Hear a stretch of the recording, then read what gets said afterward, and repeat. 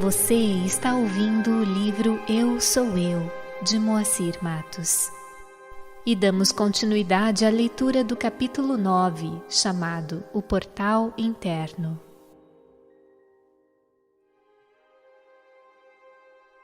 E por falar em renascimento e retornando aos evangelhos, cabe aqui uma abordagem interessante para a nossa reflexão a respeito do fato de os discípulos considerarem a hipótese de Jesus haver sido João Batista ou Elias ou um dos antigos profetas, ou seja, encarnação ou nova encarnação de um ser que já havia vivido antes, ou mesmo bem antes, conforme, por exemplo, em Marcos 8, versículos 27 a 30, quando Jesus se diz a encarnação do Cristo, e num contexto bem interessante. Vejamos a Bíblia de Jerusalém. Jesus partiu com seus discípulos para os povoados de Cesareia de Filipe e no caminho perguntou a seus discípulos: "Quem dizem os homens que eu sou?" Eles responderam: "João Batista." E outros responderam: "Elias." E outros ainda: "Um dos profetas." "E vós?" perguntou Jesus: "Quem dizeis que eu sou?" Pedro respondeu: "Tu és o Cristo." Então Jesus proibiu severamente de falar a alguém a seu respeito.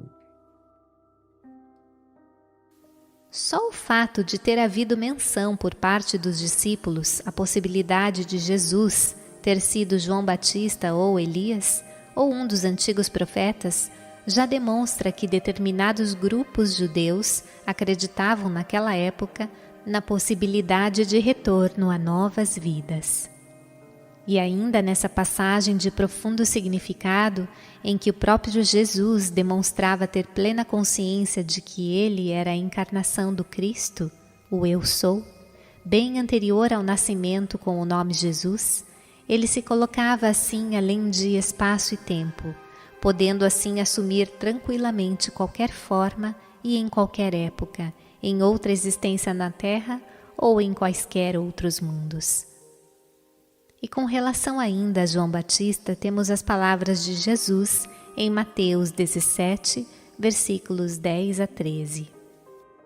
Os discípulos lhe perguntaram: "Por que razão os escribas dizem que é preciso que Elias venha primeiro?" Respondeu-lhes Jesus: "Certamente Elias teria que vir para restaurar tudo.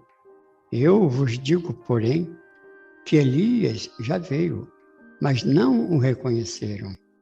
Ao contrário, fizeram com ele o que quiseram.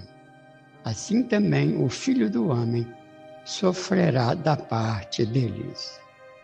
Então, os discípulos entenderam que Jesus se referira a João Batista.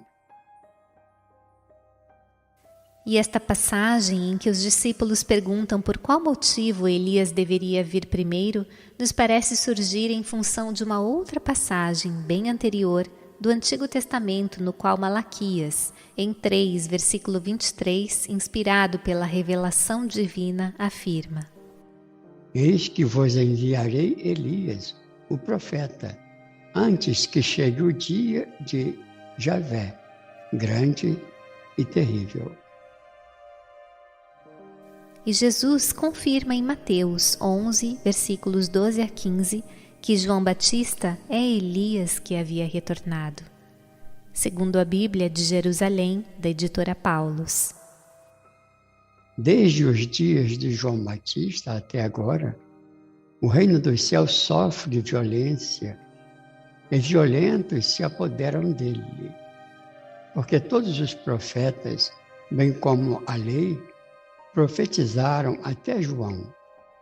E, se quiserem dar crédito, ele é o Elias que deve vir. Quem tem ouvidos, ouça. E segundo a Bíblia hebraica, desde os dias de Joxanã, o imersor, até agora, o reino dos céus tem sofrido violência. Os violentos tentam apoderar-se dele, porque todos os profetas e a Torá profetizaram até Yoshanan. E se vocês quiserem aceitar, ele é Eliahu, cuja vinda fora predita. Se vocês têm ouvidos, ouçam. Interessante ainda e que vale a pena considerarmos em nossas reflexões, diz respeito ao texto do Antigo Testamento, em que Jó utiliza a expressão "somos de ontem e nada sabemos". Por esquecimento? Conforme, por exemplo, a Bíblia de Jerusalém.